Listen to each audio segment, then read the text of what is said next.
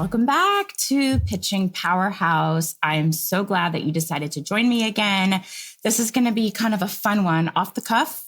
It's an Ask Me Anything. So we have tapped the community and said, what questions do you have for Jen about PR, business, all the things? So wanted to just welcome you back, and we'll just jump right into this one because this is what our community is dying to know. So the first question I got is the PR industry dying?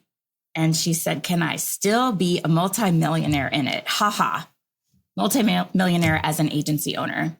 And the answer is no, PR is not a dying industry. It is evolving. And I have been in it for 20 years. I'm going on my 20th year of leaving law and running Generation. And it has evolved so much since I jumped in. I mean, I was running my business before social media existed, which makes me sound incredibly old, but early adopter in that field and, just being a leader in the PR space and a mentor to a lot of PR professionals, I have basically raised my hand and said, I'm going to stay on top of all of the trends. I'm going to let the community know what's important, what we need to know about. And I need to stay on top of all of the things that are changing so that I can guide our community and we can be ahead of the curve. And so I will say, yes, things are evolving probably more rapidly now than ever before, but PR is not a dying industry. Clients, let's say they're thought leaders or brands, they still need their stories told. They still want the visibility in the media. The strategies to secure those features probably have changed quite a bit. I mean, I'm in the brand product space, and for sure, the most important factor back in the day is not what moves the needle now. What moves the needle now is affiliate revenue opportunities for publishers, leveraging SEO data to determine where those gaps in the market are so that consumers that are searching for solutions to certain problems, or they're Googling keywords on what problems they're trying to solve or what information they're seeking, where there is some white space, certain publishers can write stories to match products and solutions for those problems they're searching to solve with the right product that will help them solve that need. And that's a revenue opportunity for the publisher. And that is a feature and revenue opportunity for the client. So that's different than when I started, which was the factor that moved the needle the most was new. Is it new?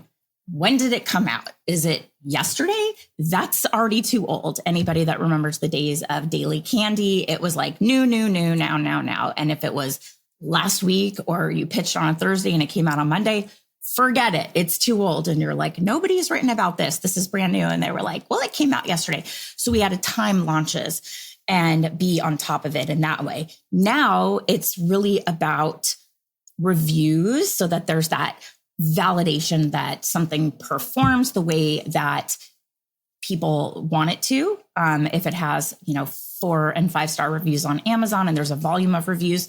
So just getting into the details on this, just to show you that the things that are important to land those features, the rules of the game change, but it doesn't mean that the service that we're providing is dying. Of course, there's also now AI, and we want our community to look at AI as a helper in their business. We want them to leverage the power of AI to save them time, to create workflows that will streamline their businesses, to generate ideas that they can then have as a starting place, because that's how I work best. If I'm staring at a blank page, I'm just like, what am I going to put here? But if I have a starting place, then I can work it and add my secret sauce, my magic to it, and make it our very own. And that's how we guide our community to use AI. It's never copy, paste, and send out ever. You will be out of a career as fast as you generated that pitch from AI in and of itself. But the other aspect of this where she says, can I still be a multimillionaire as an agency owner? And the question was, is PR a dying industry? Candidly, I had a bit of a freak out earlier this year because we were not getting as many inquiries for new business through our website as I'm used to getting.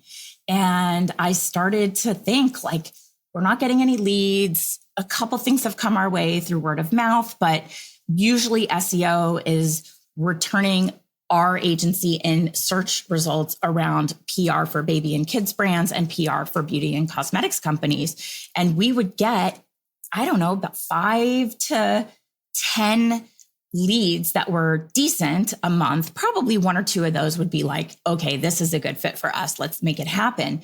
But it dwindled down to next to nothing. And there's 2 ways to contact me through my website. Most people use the contact form. And there's also an email address that goes to like a general customer support box, which I do get. But I realized that nobody was contacting us using the contact form for quite some time. And then my brother actually referred some business my way. And he said, the guy's been trying to contact you. And I said, he hasn't. Did you give him my email? And he said, he's been messaging you through your website. And a light bulb went off. And I was like, oh my God, my website, something's not right. And I went to the back end and lo and behold, my contact form was broken and was not delivering any emails, any new business inquiries to me. And the negative kicker here is that none of them were being saved anywhere. It was just poof, gone into the internet ether, never to be seen again. So I have no idea, A, how long the contact form was broken, and B, who reached out. It could have been my dream client. I don't know. I set up my website to attract my ideal clients by leveraging case studies and results and visuals that will really show a prospective client what we can do for them. Who knows who's been reaching out? So we reconnected the form to deliver to me. And all of a sudden, because I was thinking, am I teaching a dying business model? This agency model, which yes, it applies to PR, not only PR, but digital marketing. We have people that have SEO firms that have influencer represent influencers, influencer marketing agencies. They have social media marketing agencies, VA agencies. Just the concept of the agency model and what we teach in Agency Accelerator, which is just my absolute favorite program, so valuable. I thought, am I teaching something that is a dying industry, as this question asks? And then when I connected my contact form, we were back in business. And it was like, oh, okay, technical difficulties, here we are. And since then, we have secured 4 new clients. Oh my God, am I so grateful. I mean, just love these new opportunities, really exciting. And the other thing, you guys, that's really great about the new clients we have, the budgets are great. It's not like, I did feel that there was a period of time after COVID when things were a little choppy and it took a lot longer. The sales cycle was so slow. People would ghost you and the budgets were really spotty and they would really negotiate down and had unrealistic expectations for what budget they could afford. And it just was not great. Now we're putting our normal rate out there and our clients are like, when can we get started? Which is so encouraging. So to your PR BFF who asked this question, no, PR is not a dying industry, but the fact that you're here and you're a member of our community, you have really invested in being on top of how things are evolving. And, PR is a game, I always say. And if you want to play it well, you better learn the rules, and the rules are always evolving, but we play to win. So, set up that agency and go earn yourself a multi-million-dollar career, because you can do it. Somebody else asked, is it possible to provide good service to a client in a different time zone than where you are? And the answer is absolutely yes. Oh my gosh, absolutely. And I really love working asynchronously. And that means that you're not working at the same time as someone. You're working when you can and connecting. And, definitely depends what the time zone space is, because sometimes, like, I'm on the West Coast. So if we have clients that are international, like I have a client that was in Singapore and Australia, and I'm in LA, and we had another member of their team in San Francisco. So their company was kind of hosted all over the world, and we would meet in Pacific time, which was 4 p.m.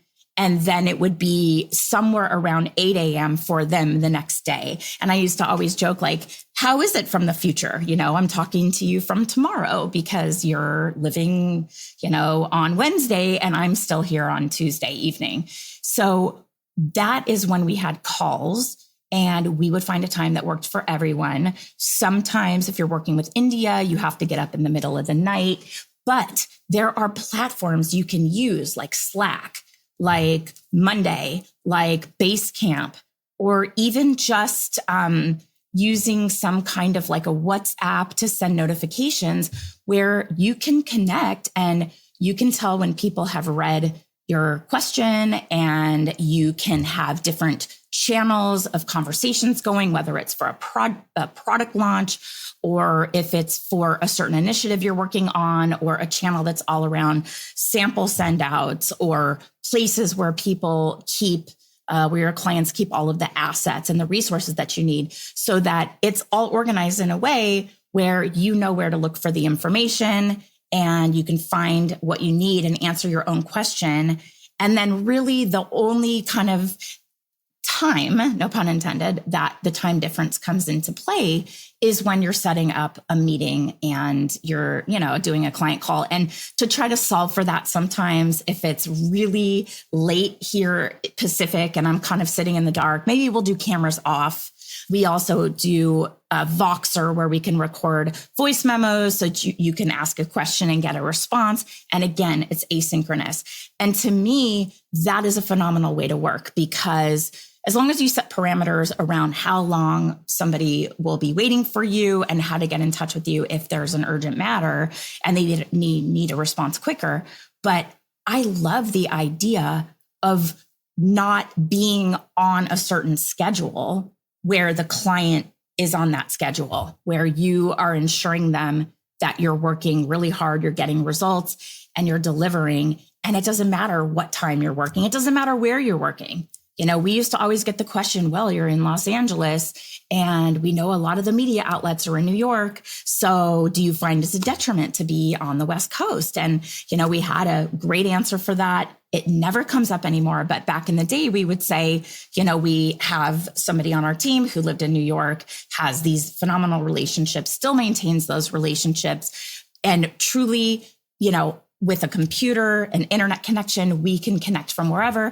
And a lot of the influencer happenings are here on the West Coast anyway. So we have that advantage to go to events live and to work with celebrities, because we're here in, very close to Hollywood, which Hollywood is like, everything happens in Burbank,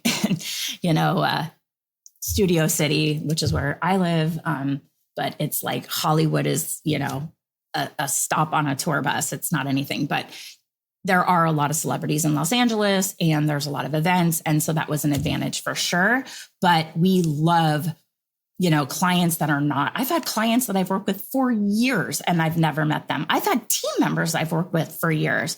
That's the beauty of Zoom, the internet, some of these project management platforms that just allow you to connect seamlessly as if you are working in the same space. And I prefer, because I feel that I get more done, because I would like to chit chat and come by. What are you doing? Let's go have lunch. When I can work by myself, I get way more done, and my clients are going to wake up if they're in a different time zone, and they're going to have responses to all their questions from me. So yes, don't even worry about where you're located, and have some responses ready to go, like I shared with you, so that if clients ask, you can be confident. They're really looking for that confidence when you answer. Sometimes, like, you'll get the question on a sales call, how many clients are you working with? And your mind is like, do they want to know that I have a lot of clients? Like we're really like in demand and we do a great job and we have a lot of people that want to work with us? Or do they want me to have very little clients so that they don't feel that we're too busy for them? And you're like, which is it? It doesn't matter.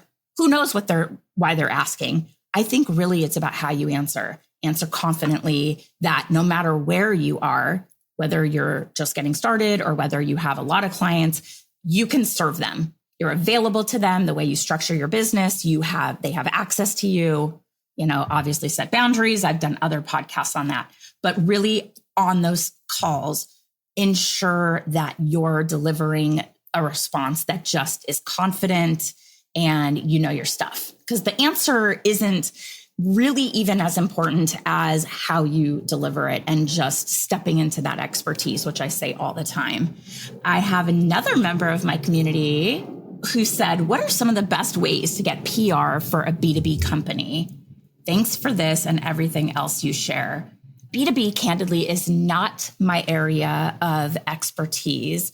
But one thing I would recommend is jumping into our free Facebook group, which is the Powerhouse Pros community on Facebook. We'll let you in there and ask any question by teeing it up with the specific expertise that you are looking to tap into. Because what I have found is that people want to help. And the more specific you are with your ask, the better the results are, the better answers that you will get. So if you want, there's B2B, there's all kinds of things. I'm assuming this is maybe a service or SaaS, software as a service.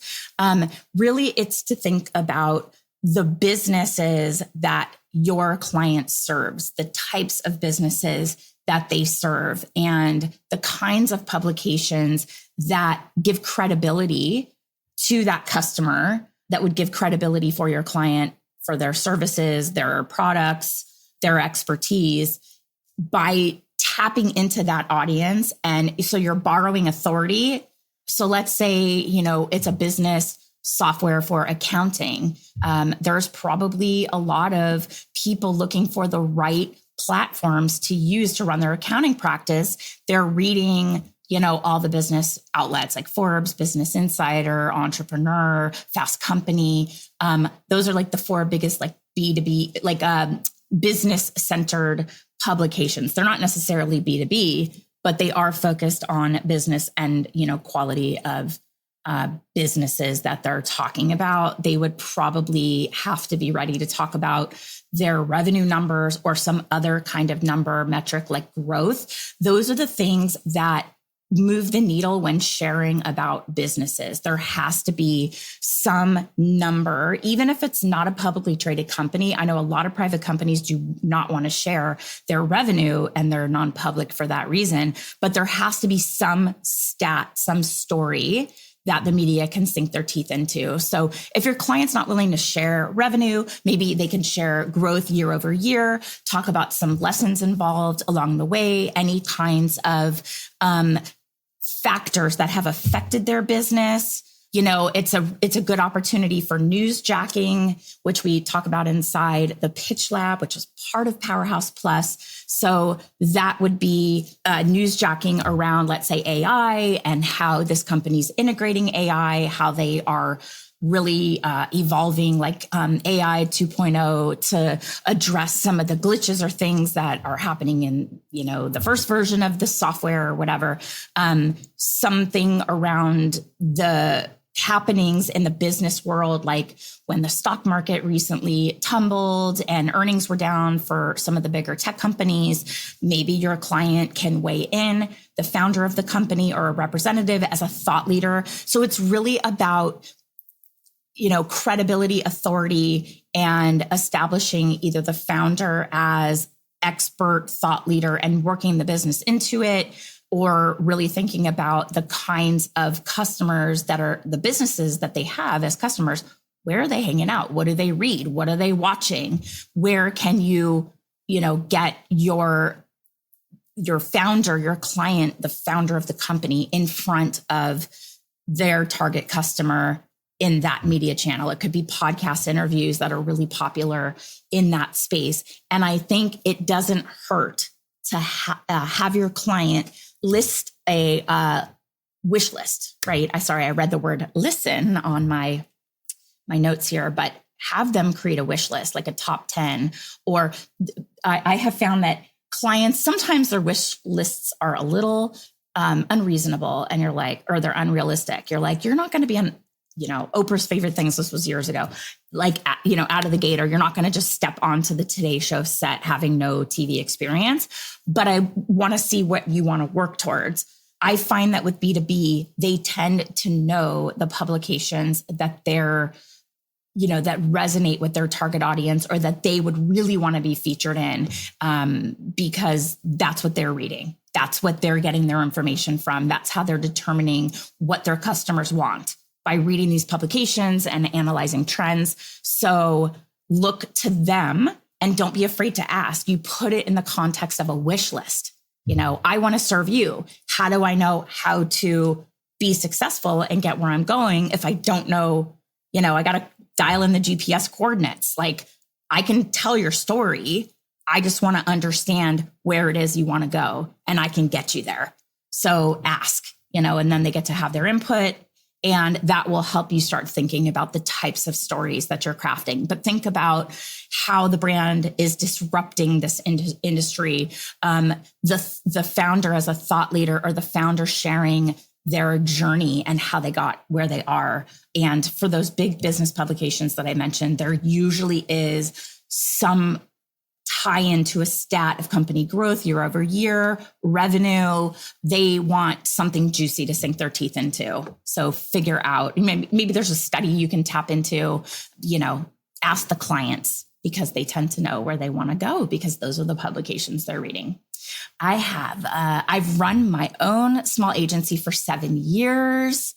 Just me full-time plus a part-time contractor here and there. Well, congrats to you. 7 years is so awesome. You're doing it. You survived the pandemic. You survived that 5-year, stat. Most businesses fail in 5 years. You're doing it. I love it. What's the path to the next stage of growth? Adding full-time staffers with their own client rosters. I feel like that's my only option for agency growth, as I'm just one person with space for only so many clients. I love this question. It was posted anonymously, but this is how I was running my business the whole first year. And I was hitting a revenue threshold that was like, it was a block. Like, I couldn't get past a certain mark. And I had a meeting with the head of the entrepreneurship program at the USC Business School. My husband was enrolled in the business school at the time. I am a USC law school alum, so he agreed to meet with me, which was awesome. And the best advice he gave me was less Jen equals more money. And he said, bringing on team members you can leverage their time. But I'm seeing you saying add full-time staffers with their own client rosters. I don't know that they would want to bring their work over and give you a piece of it. There's no reason if they're already doing it. What you offer to freelancers, because you say you have a part-time contractor here and there, is you offer them, if you have retainer work, you offer them consistent income for that set period, as long as they're doing a great job, they're delivering. You have a 6-month contract. They can count on that guaranteed income because you have offered it to them as they're working on this project with you. But what I think the key to the next step is thinking about your niche. I hope that you are niching. For anyone listening, the key to growth without burning yourself out is having a very established niche. So that is who you serve and how you serve them. And I have been banging this drum for years. You are going to really think about the kind of results you've gotten, the kind of work that you've done that you've really loved, the kinds of contacts you have, and what types of businesses would benefit from that industry expertise and those contacts. And you would want to also think about how you serve them. That is also a niche. What kind of services are you providing? I don't want you to do everything. I don't want you to do earned media and paid media advertising and Facebook ads and influencer marketing and brand partnership campaigns and email marketing. It is too much. You will burn yourself out and you might make a higher retainer, but you are going to have a lot more expenses with staffers, freelancers, things like that. I do not have full-time staffers inside of Generation PR. I have freelancers. I'm based in California. All of my freelancers have to be corporations. So there are some contractor rules and, things that you have to be aware of. Technically, the contractors working for you should not be providing the core service that you offer in your business. All of my contractors are LLCs or S Corps because that's part of a requirement for having a contractor in California. So my team are contractors for a few reasons. I want the best of the best. I just want results, right? I don't need a lot of like bells and whistles. I don't need a review. I hire people that are really established. I just hired someone today to work in the beauty space who has 20 years industry experience. And I think she said 21. And I was like, that's more than me because I'm at 20 and just really impressive, knows her stuff. I want deep subject matter experts and I want them to get results. And I am guaranteeing them a monthly retainer. They're getting paid no matter what. I've had clients that delay and you're kind of chasing them down. My team gets paid whether or not I get paid, when I get paid or not. They're getting paid as soon as they get an invoice to me. So that's something they don't have to worry about. If they were going to do this themselves, they don't have to worry about chasing down clients. We are more, I have my team client facing because they're that senior, that they're that good, but you have to build in margin for talented people with great contacts. I don't really want to train anyone coming into my agency. That's a way to go too. If you do that way, where you're going to train people, maybe they don't have a ton of experience, but you look for personality match, values match. Are they coachable? Are they smart and driven and, they're willing to learn and you see they have the personality that you can train in your processes for pitching the media. We have the roadmap inside of the Pitch Lab is designed to help people hone their PR skills or to help agency owners train their team without a huge time investment on their part, because you can just say, go watch the roadmap content inside the Pitch Lab and you'll learn all of the fundamentals of pitching, from building a media list and a strategy all the way to pitching, following up, securing a feature, leveraging it, reporting to the client, all the things. So if you decide to go that route, it is less expensive, but it is more of a learning curve. I go the other direction and I want to pay my people really well. I have found incredibly talented people that worked at agencies that have great industry expertise that just don't want to be, maybe they're moms and they want the flexibility and the freedom. They want the time freedom. So they don't want to be going to an agency every day. They want to be a freelancer and they just want to do the work. They don't want to run a business. They don't want to deal with the drama, the BS, the client stuff. They just want to pitch and get results and then, move on with their day. And so those are the people that I work with. And the key here to getting to that next stage is to, when I said niche down and you have the results, you have clips that are really impressive inside the Pitch Lab. We teach you how to little Canva edits to make them look really beautiful, to build out case studies. We have a whole class on how to build out case studies. There's very specific ways that you're positioning your results, your services to draw in your ideal clients like a magnet. And the secret is the more of an expert you are, the more that you niche down, the bigger clients you attract, because they have the budget to work with anyone and they want to work with you because you have shown through your reputation, through your results, that you are the right fit for them. You are the go-to authority when launching beauty devices. look what you did for XYZ brand. You have these case studies, these great testimonials, and it's a no-brainer. Like, we want to work with Generation because they helped launch this brand. That's exactly what we're looking for. So it's not necessarily about having a contract or a full-time staffer come in and have a roster, because I don't see the incentive of them wanting to share their revenue, their client lead with you. You know, it sounds more like the flip, where you would then be the freelancer in that instance and you're helping them pitch for their existing client. You're going to leverage great PR professionals that have great experience, and, you know, kind of ascend this, what I call my path to profitability framework, which are 4 pillars: strategy, sales, service, and scale. And that requires you, once you get some results and you can develop a case study, you're going through this whole process, you're retaining your existing clients so that you have a base of retainer income. And then you're bringing on the right team. You're building your team the right way. We have all kinds of resources in there, like job descriptions, where to look for the team, you know, all of the things. And then you're revisiting your strategy component, which is the very first place we start.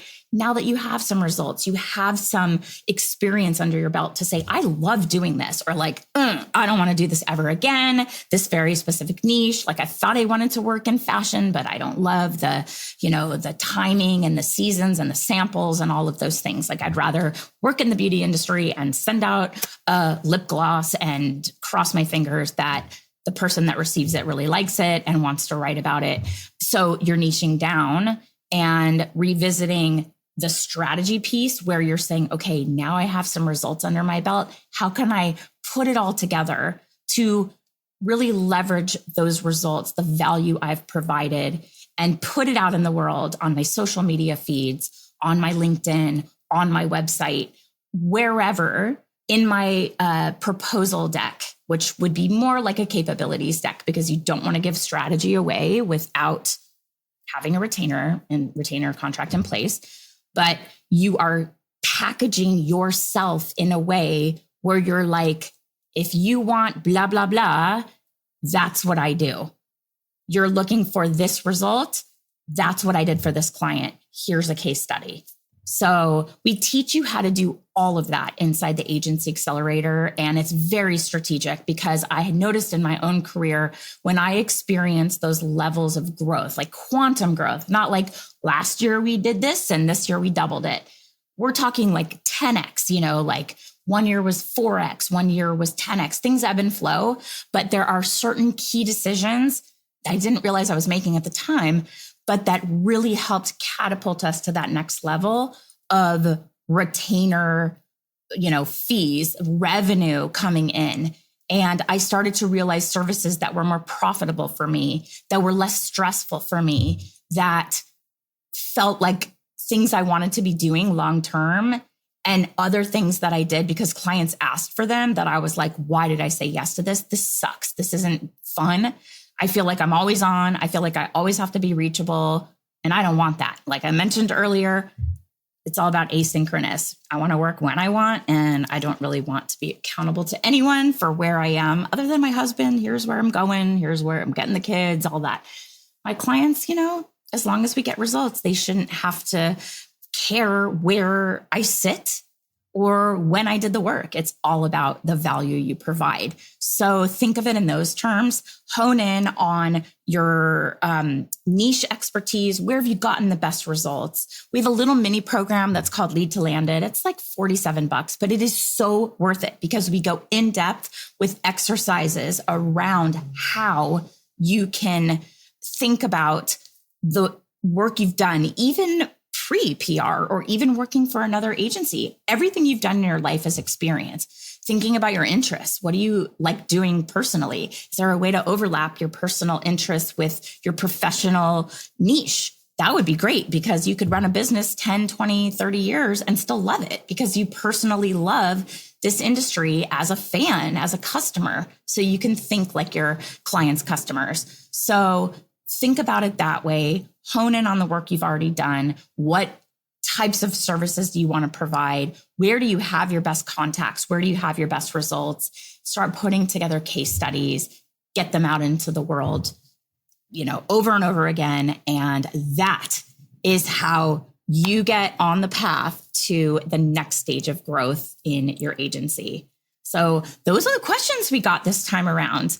I'm here to answer any question. I mean, anything whatsoever. There's all kinds of things I am working on right now. Personally, I'm teaching myself the drums. I want to learn how to shuffle dance. If anyone hasn't seen what that is, it's like the Running Man, but like on crack. It's like so rad and looks so fun.